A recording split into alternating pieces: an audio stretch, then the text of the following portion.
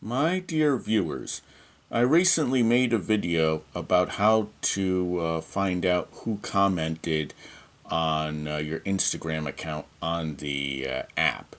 I was something that I missed that I found out only last night. So on the top right of the app, when you first go to Instagram, is going to be a picture of a heart. If you click on it,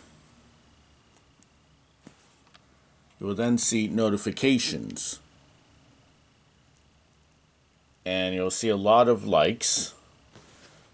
And once in a while, if someone commented, you'll be able to see the comment.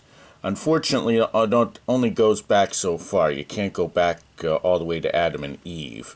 But my guess is you're going to have to visit this once a day if you really, really want to stay on top of your comments.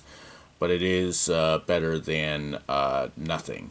So this is another way to find your what people said on your Instagram account.